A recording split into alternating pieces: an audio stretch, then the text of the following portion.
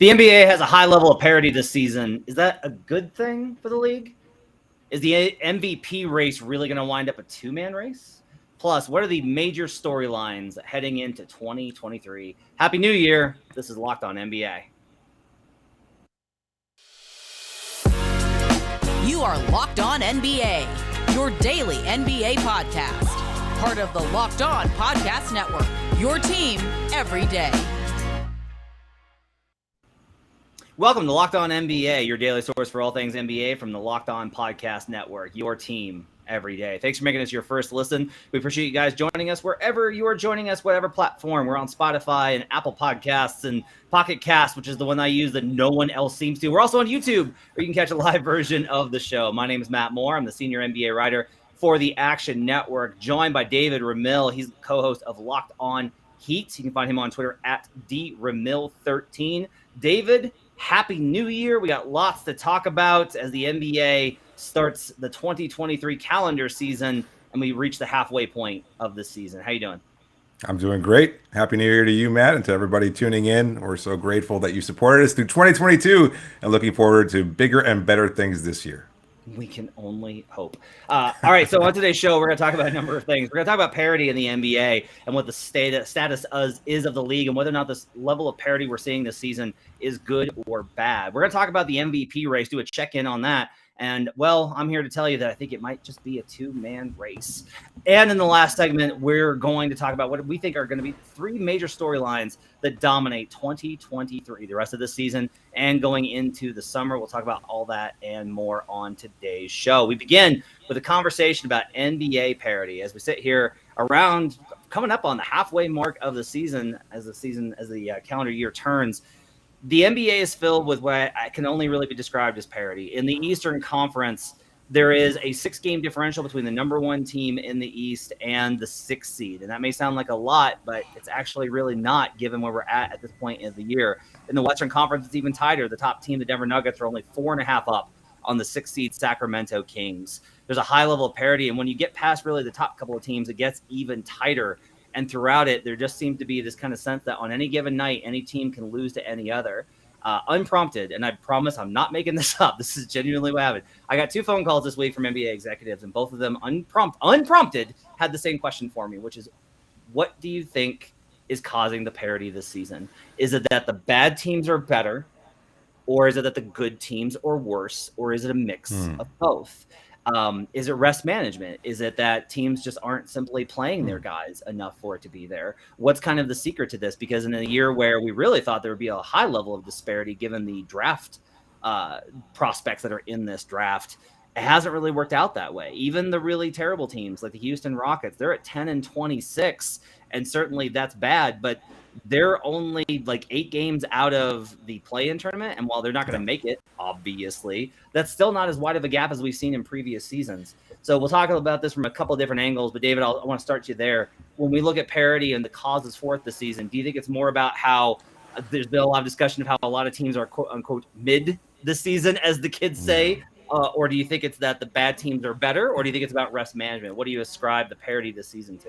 I hadn't even considered the rest management thing, to be honest with you. That is an interesting idea, but I don't know that it necessarily changes I don't think it impacts the night-to-night games as much as we might think. Like on the outside, I know it creates a lot of noise, and I think louder media members will point to it, and there's that older generation of fan or even media member that will say, oh, it's bad for the league.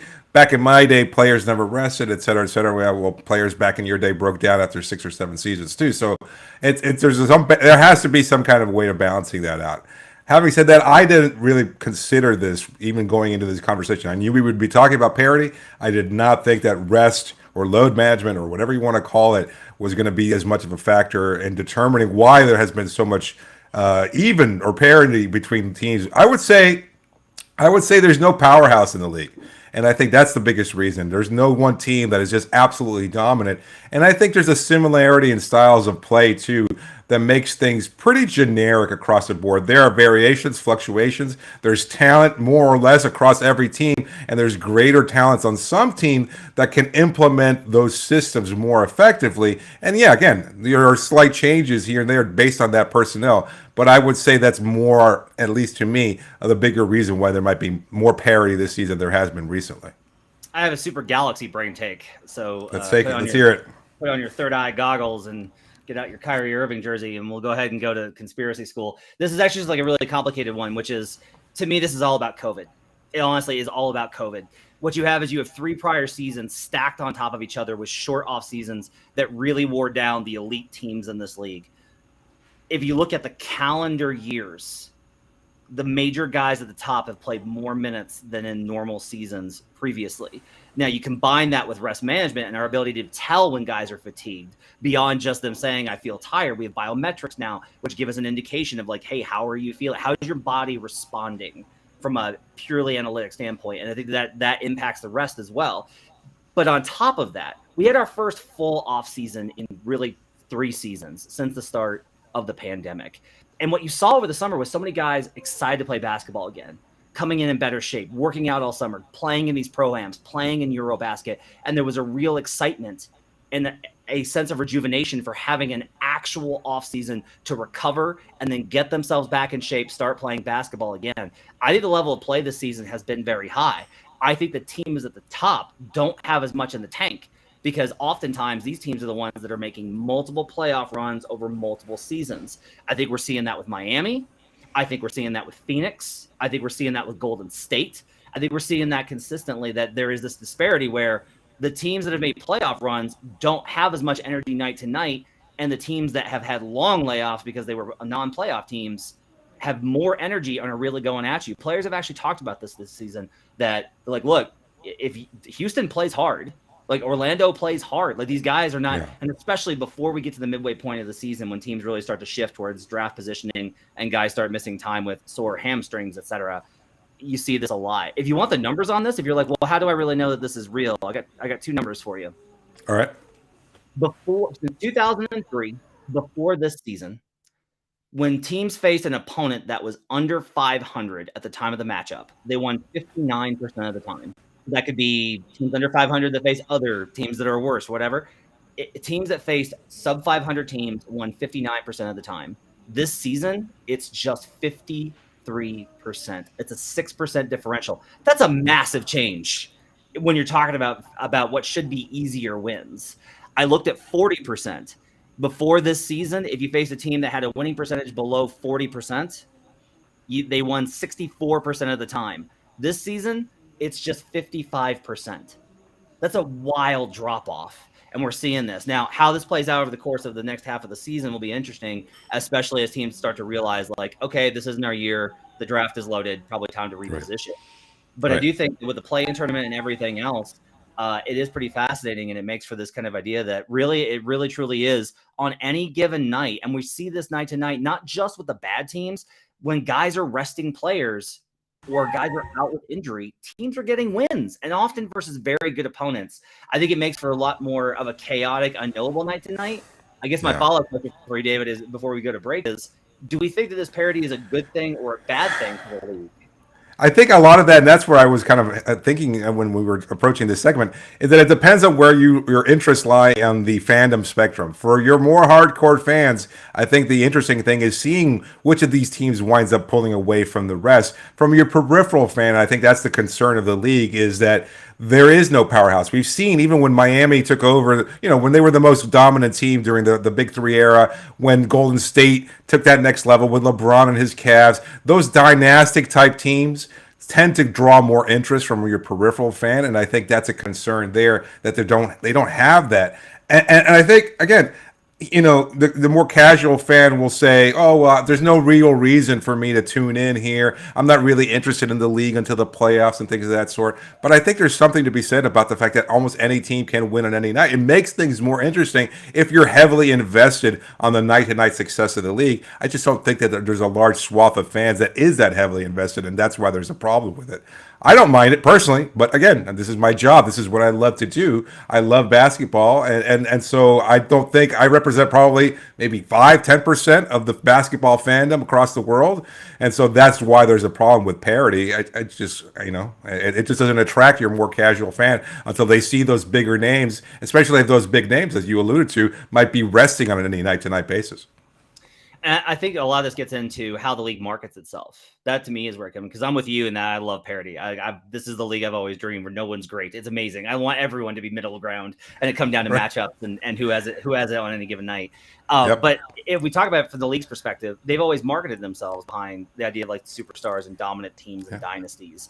And so if you want easy to digest storylines, and as much as this word makes me blanch for how often it's misused, narratives, this season's hard. There's not really. It's like, what's the narrative? The Boston Celtics are really great. We think, maybe, probably, sort of, maybe probably. Started exactly. A little bit, but probably.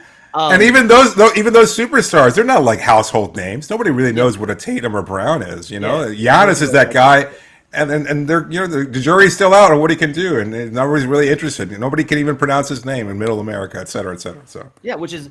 I mean, and that's part of it. I think that's one of the reasons why Luka's MVP push and these performances like the 60-20-10s, like you look at it and you're like, Dallas isn't great. Like, they're not a great team. They need 60-20-10 to get past just to win. The Knicks, who admittedly are better than I think their record indicates. But like, Luka's an easy narrative for the league to build around. They're struggling with how to really, and this is a thing that I think they got to fix. You got to market teams. Sorry, guys, but if you don't have just like the mega star of LeBron or Jordan, and with Steph, entering the twilight of his career, or at least maybe the pre-twilight is what I would say for Steph Curry, you're gonna probably have to figure out some other approaches and maybe focus in on the teams a little bit more rather than the easy narratives driven around superstar players. Let's take a break. We'll come back and we're going to talk about the MVP race, and we'll mention Luka Doncic as well as Nikola Jokic, and we'll talk about those questions. And I'll ask David this question about whether or not he agrees with me that the MVP might just be a two-man race and not the two you would expect. We'll do that when we come back on Locked On NBA. But first, I need to tell you about PrizePicks. PrizePicks is daily fantasy made easy. All you got to do is just pick 2 to 6 players and their projections, and you can win up to 25 times your money on any entry. You're not competing against other people. I've seen these sites. They have like dashboards upon dashboards and models upon models. It's really hard when you're focusing against other people that have more time to spend on it than you do. It's just you versus the projections when you play at PrizePicks. PrizePicks offers projections on any sport that you watch: NBA, NFL, MLB, NHL, PGA, college football and basketball, women's college basketball, soccer, WNBA, esports, NASCAR, tennis, MMA, boxing, disc golf. You can do disc golf, Eurobasket, cricket, and more. Entries can be made in 60 seconds or less. It's just that easy. They offer safe and fast withdrawals, and they're currently operational in over 30 states and Canada. Download the PrizePicks app or go to prizepicks.com to sign up and play daily fantasy sports. First-time users can receive 100% instant deposit match up to $100 with promo code LOCKEDON, LOCKEDON. Don't forget to enter promo code LOCKEDON at sign up for an instant deposit match up to $100. PrizePicks is daily fantasy made easy. We'll be right back on Locked On NBA. Back here on Locked On NBA. Thanks for joining us and making us part of your day. Appreciate you guys being with us. Matt Moore alongside David Ramil. Let's talk about MVP, David, because I'm very excited as always to talk about MVP because I obsess about it constantly. Every Monday I kind of do my MVP check-in on Twitter. You can follow me at HB Basketball, and I post the latest stats on where the top 6 guys and the odds are at one of the sports books. And it's pretty interesting because there's a lot of stickiness to Jason Tatum. In the last week, we have seen a 60-20-10 out of Luka Doncic. We have seen like another 50-10-10 out of Luka Doncic. We've seen multiple 30-point triple-doubles out of Nikola Jokic as they have beaten the Boston Celtics, the Miami Heat, the Portland Trailblazers, and the Memphis Grizzlies. The numbers are bonkers for those two. Jason Tatum remains a 30-point scorer, 31 points actually, on currently the best team in the league by a game and a half in the Boston Celtics. Giannis still putting up immense numbers. Kevin Durant's won 11 straight. But I'll tell you this, in my opinion, I think the MVP race, whether it may not be now, but I think that by the end of the month, I think we're going to be looking at a 2-man race for MVP between Nikola Jokic and Luka Doncic. What do you think? Whoa, those are the names that I thought would be the top two in the MVP race. So I'm a little surprised to hear that because you threw me off. I thought you were setting me up for something here when you said it's not the names that you think. Those are the names that I think. I think Tatum had an incredible case, and while the Celtics have cooled off to a certain degree, like I'm seeing some buzz about Jaylen Brown getting some MVP consideration, how unlikely that might be. And if that's the case, then who can say who's the better player on that team? You know, maybe it's Tatum, but if it's Brown and you have two MVP level type players on the same team, well, then neither of them can be MVPs. I think it has to be a player who is as central a hub as you can possibly have in today's game. And I don't think you have any two more players that are so essential to a team's success as Jokic and Doncic. So I'm glad to hear you say that. I'm a little surprised, but I'm glad to hear you say it. Yeah, I mean, I think most people would be surprised because they'd be like, well, Jason Tatum was one in the straw poll like 3 weeks ago, and the Celtics are still number one. What's he done to kind of lose the top billing? A lot of this, I think, gets into the question of, and I think the voters, based off of the long time I've spent covering this, there is a difference between being an amazing player on a great team and being the engine for a good to great team and being the engine so much at such high efficiency. Like we have better ways of kind of understanding this. And honestly, we watch more games now with League Pass, and I think it's hard to escape. Performances are hard to escape your attention. I think it's hard to miss out on Jokic now. It's hard to you're not going to miss out on Doncic with what he's doing. The analytics centralized folks, and I will tell you that there are very few in the voter block that are just like analytics. Those folks are going to lean towards Luka very slightly. The metrics kind of indicate that this is going to be a two-man race, and that's not the reason that I think it will be. My thing is that Luka is on the same trajectory, in my opinion, as Jokic was the past 2 seasons, which is he's doing a combination of look at these incredible statistical performances and also look at what he's surrounded with. Right. And I hate that because I feel like it's unfair to guys that sometimes, honestly, I think the shadow of playing alongside greats is difficult. There's this idea that it's easy to play with those guys. I disagree. I think it's a high pressure, high tension situation. You don't get to play comfortably. You don't get to just play basketball. Like LeBron James passes to you, you better shoot, you better make it. Because if you don't, there's a punishment. But what I'll say is like, I think that Luka's on pace for, if you look at kind of their their point differential, the numbers kind of indicate they're going to stabilize towards 48 to 49 wins. They're below that pace right now because they did things like they lost to the Wizards without Beal, and the Magic without Banchero, and the Pistons without Cade Cunningham. But over the last stretch, you've seen them beat the Rockets and the Spurs. You're not going to lose those games. Like they were sub 500 versus bad teams for a while. That was unsustainably bad. So even though they got some wins that they probably aren't going to get later in the season versus the elite teams, that's going to balance as the course goes on. If Luka gets to 48 wins, the argument's going to be, wait. Jokic had the best numbers last year, and he got his team to 48 wins with a weak cast. So why doesn't Luka get it this year?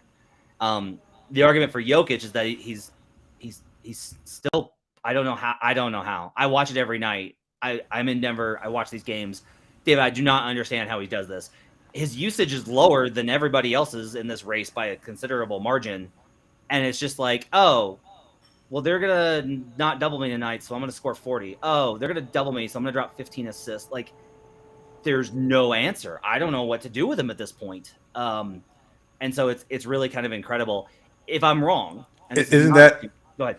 Well, isn't that the byproduct then of the supporting cast improving around him, right? The fact that he can morph his game into whatever's necessary because maybe some nights X player doesn't have it and he has to step up in this direction, whether scoring or passing or doing something differently. I mean, that's how I kind of see it. Whereas, you have to get these monster performances out of Doncic because, well, the surrounding cast around him is consistently bad, and you don't really get much supporting. You don't get much support from players playing alongside him. Yeah, I mean, I agree with that to a large extent. What's been crazy is Jamal Murray's missed several games. Michael Porter Jr. has missed several games. They've had a terrible bench. All of this stuff has happened, and just nothing really slows down Jokic. It's incredible. Even though I will say, if you look at the raw stuff, right, like Jokic is averaging less than 27 points per game. And the gap between and like all the other guys are 30 plus. It's crazy how many 30-point scores we have this season.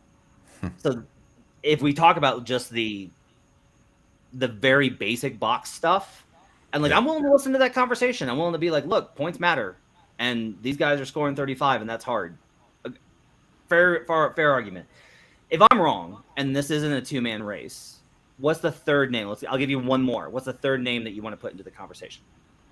I think it would have to still be Tatum. I think that's fair. Just best player on the best team. But I've always had a problem with that. I think, again, that team in general is just really good. You're getting Missoula getting some Coach of the Year appreciation. You've got great supporting players. They were in the Eastern Conference last year. And yes, it's taking his game to another level. But that's just a really, really good team. Far better than most of the other teams that have a player in the MVP race. Certainly, I think a little bit more consistent than Denver and or Dallas at this point in the season. So it's just hard for me. And you don't want to penalize a guy for being the best player on the best team, but I also can't reward him considering you've got another player who, again, is getting some kind of, however low it might be, some consideration as an MVP type player. That just makes it very difficult for me. I don't think he will win it because history says that he will probably need time off. The third guy I would include is, I cannot believe this, it's Kevin Durant. I think that's really fair. I mean, he's been great. We talked about this last week. Yeah. They won 11. They've won 11 in a row. KD is partially responsible for the mess that was made with their internal chemistry. He bears some of that responsibility. But that also means that if he plays so well as to dig them out of it, he gets credit for that as well. Right? And if the net is that they come out and they're, again, I can't believe this, they're 1.5 back of Boston. Like, they're right there. Boston set records for offensive efficiency over the first two quarters of the season with all time. They were on pace for the best offense in NBA history. You look up on January 1st, and the Nets are 1.5 back. That's wild. So I do think Kevin Durant belongs in that conversation. I don't think he'll win again because I think he'll probably, history says both players of his age and minutes, Kevin Durant's specific injury history following the Achilles, he's probably going to miss some time. But if he doesn't, he's got to be included in that discussion as well. I won't rule out the Joel Embiid. I think can get in the discussion as well because the Sixers are better than. I've kind of learned that the Sixers are a team that if you don't watch the games, you wind up being like, wow, they're really good. And if you watch the games, you're like, God, this team's frustrating. And that's kind of the lesson with the Sixers. Let's take a break. We're going to come back and we're going to do our top 3 storylines for what we think is going to go on in the entirety of 2023, not just this season and the rest of it for the season, but going into next year as well. We'll do that when we come back on Locked On NBA. But first, I got to tell you about BetOnline. Had a great weekend betting, David. I was swept the NFL card going into. I need one teaser leg tonight as we record this on a Monday evening. I need the final game of the Monday Night Football on a teaser to get me home for a sweep of that leg. Had a good betting day on Saturday. I've been killing it in NBA. And BetOnline is your number one source for sports betting info, stats, news, and analysis. You get the latest odds and trends for every professional and amateur league out there, pro football, college bowl season, basketball, all that. They've got it covered at betonline.net. If you love sports podcasts, you can even find those at BetOnline as well. They're always the fastest and the easiest way to get your betting info. Head to the website today or use your mobile device to learn more. BetOnline, where the game starts. We'll be right back on Locked On NBA. Thanks for making Locked On NBA your first listen today. Make your second listen game to game. Every moment, every top performance, and every result. Locked On Game to Game covers every game from across the NBA with local analysis only Locked On can deliver. Follow Game to Game on Locked On NBA, available on the Odyssey app, YouTube, or wherever you get podcasts. All right, final segment here for a Tuesday. David Ramil joining me as we record this on a Monday afternoon before the slate begins. David, we're going to talk. It's the new year, so we're going to get a touch started on what these we talked about narratives and how important they are in the NBA. So We're going to go ahead and dive into the biggest storylines for the NBA. We've each got 3 of them. Give me your first major storyline for 2023 in the NBA. It's one we've heard some buzz about, but not nearly enough when you consider the historic importance of it. But LeBron James surpassing Kareem Abdul-Jabbar as the NBA's all-time leading scorer. It's unfathomable. There's so much just noise about LeBron and LeMickey. And even last week when we were talking about who was responsible for the Lakers' management mess and his role in all this and his larger than life personality and everything else. And it's just so difficult to sort through all of it. But we're talking about watching the highest scorer in NBA history and a mark that might not get surpassed anytime soon. We're talking about Kareem retiring what was it, 1989, 90, I think was his last season. And this mark has stood there for 32 years. So we're not going to see anybody approaching this possibly until the year 2050, if that's the case. Maybe that seems a little unlikely with the prolific nature of the three-point shot in today's league. But, LeBron just is an historically great player. However you feel about him personally or anything else, you watch greatness every time he steps on the floor. I got lucky enough to see the Lakers up close in Miami last week, and they lost that game, but it was through no fault of him. He's still capable of flipping that switch even at age 38 now, and just having dominated the league for 20 years and continues to do so. And I don't see when he's aged so well. Like his game has continued to evolve, and I just don't see him not being this good. As he hinted at following that game, he spoke to ESPN's Dave McNennan, and he said, it's my mind that kind of steers me. If my mind wants to keep playing basketball at a high level, I'll get my body there. I have no reason to doubt that that's the case, that he can continue to inspire himself to achieving greatness. I could see him playing at this level for another 4 or 5 years, which is unheard of, almost impossible in today's game. KD is the only other player active in the With top a chance, 20. yeah. He's 15th, and he's a solid 11,000 points back.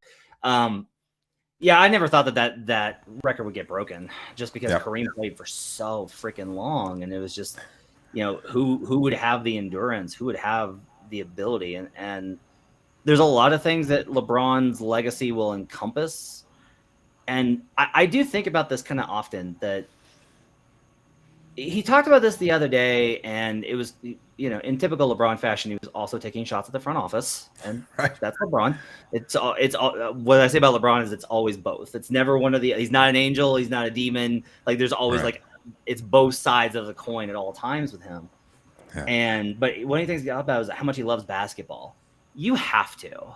I'm sorry. You have to love basketball at such a strong level to have dealt with not just his world in terms of because you could say the money. Does LeBron need LeBron hasn't needed the money since his first contract. He had the Nike contract from the get-go, right? He's done this out of the desire to leave a sports legacy, the desire to be considered one of the greatest of all times. And part of that entire tapestry of his legacy will be that endurance, that durability, and just this. And what's really, to me, the first thing I would probably start when I talk about him, if my kids or my grandkids ask me, is going to be, he's going to be the NBA. When he's the NBA's all-time leading scorer, and he always wanted to pass first. His game was never built on scoring, and he got there anyway, just through sheer excellence, and it's really remarkable. My first storyline is also LeBron, but it's the other side of this, and it's my storyline is what happens with the Lakers.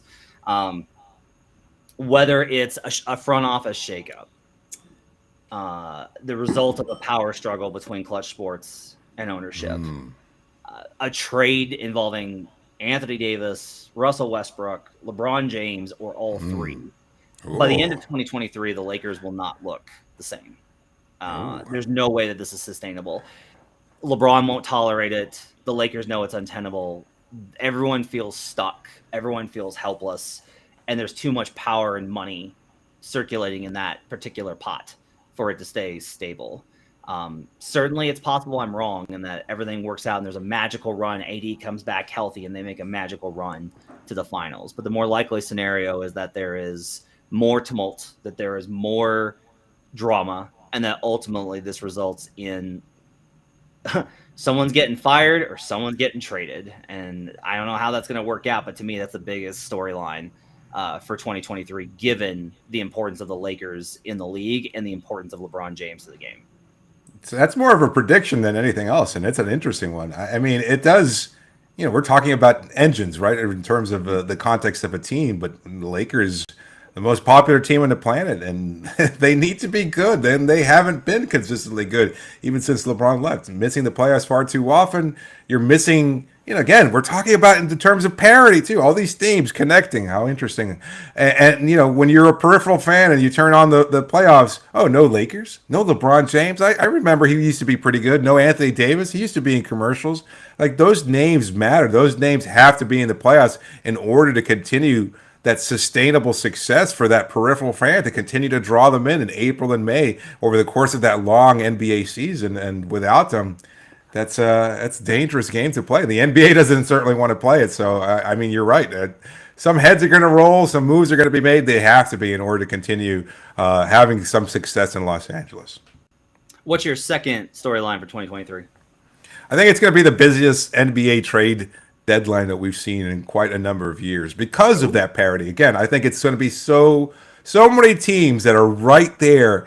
Why wouldn't you be able to pull the trigger on something? And maybe I think it's a byproduct of that parity, but the flip side of that is that, well, maybe we want to hang on to our assets because we are right there. But I tend to think you're going to see over the next month and a half, right before the trade deadline, I think you're going to start to see more teams kind of sift where they belong. Either going to be bottom feeders or more, achieve that kind of general success or records that they want to, where they're going to be on the cusp of being a really good team and maybe one move away. At least that's how they'll view it. Is that, you know what, let's go all in. Let's make that trade. You're going to have teams bottoming out. I think like Chicago and others that were, pretty close in terms of the playoff picture. It's that's how I see it. I think a lot of teams are going to be interested in making moves. They're going to be more buyers at the market than sellers. So it's going to be interesting to play out that way. At least that's how I picture it. What about you? What's your second prediction or storyline? I will say that as far as the trade deadline goes, you mentioned it. I don't know how it's going to be busy in terms of what guys want. Yeah, tough. I think you're right. I think there's more buyers than sellers, and that's going to be interesting to see how that plays out.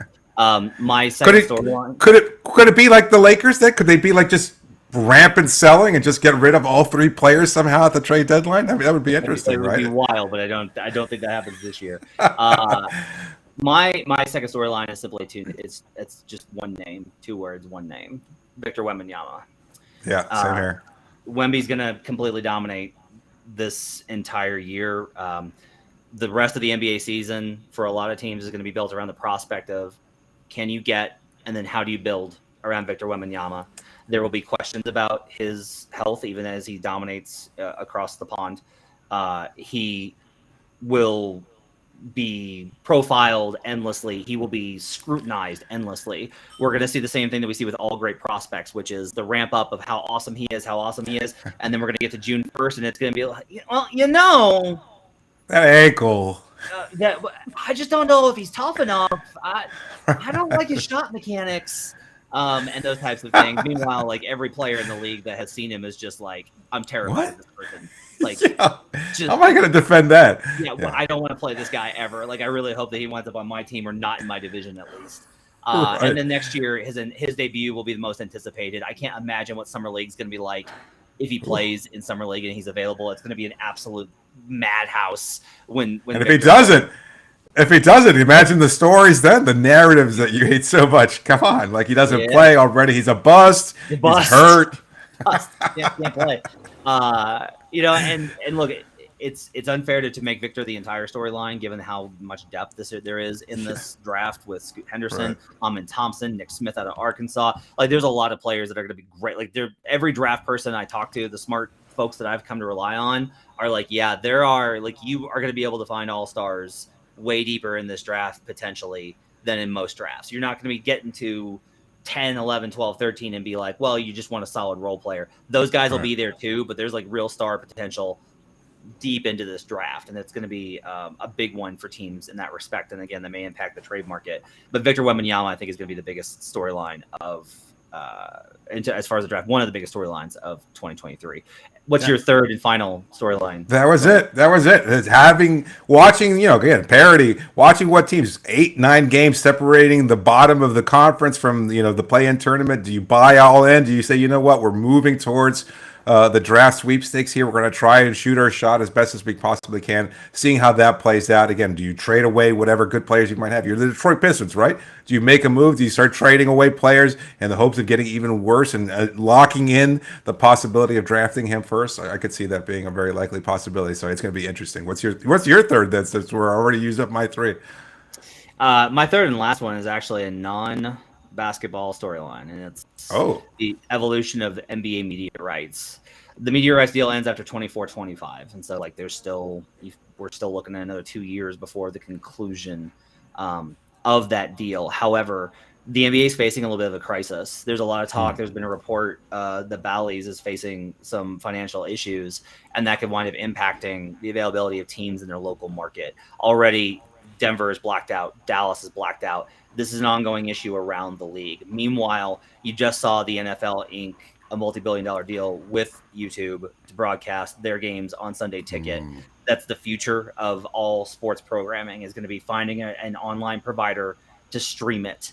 And so those are going to be the conversations. Eventually, I think that we're going to see the end of these regional sports networks, because simply they haven't proven to be viable in the evolving marketplace, given how the approach of the cable companies as far as paying for them. That model is not only dying, it's dead in a lot of cities. So I think we're going to see this. And if you ask, like, why do I care about this as an NBA fan? This impacts the cap.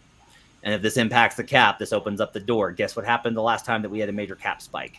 Kevin Durant went to the Warriors. If you want to know like how this stuff kind of impacts things, this is the thing that opens up the opportunity for those type of events to occur. So the media deal matters a huge amount, not just for the league and for them lining their pockets, not just for the players and the owners making their cut of the money, but it also matters a great deal to the fans in terms of determining which teams have spending power and which teams are in position to be able to go above and beyond in terms of spending in a lot of situations. But I'll also say this, there's also a capacity, if they ink the right deal, this could be a major boon to a lot of these teams. Memphis is always fighting uphill because its media deal simply is never going to be anything close to what a lot of the other cities that it competes with is. If that field gets leveled, that helps, I think, a lot with some of these, creating the kind of more even playing field that the smaller markets have wanted, while still granting the large market teams the ability to outspend. That might be the ideal situation for everybody. I think we might be closer to a more acceptable situation for both big and small markets if the NBA is able to thread this needle. Okay, that's gonna wrap it up for Locked On NBA. Great show today. Loved it. Love great conversation with David Ramil. Follow him on Twitter at DRamil13. We'll be back next Tuesday with another show. Tomorrow you can catch John Corrales and Jake Madison on their version of the show. You got Pat the Designer and Nick Angstott on Thursdays and Fridays with Wes Goldberg and Adam Mares. Thanks for joining us, everybody. Hope you guys have yourselves a great week. We'll see you guys again next time on Locked On NBA.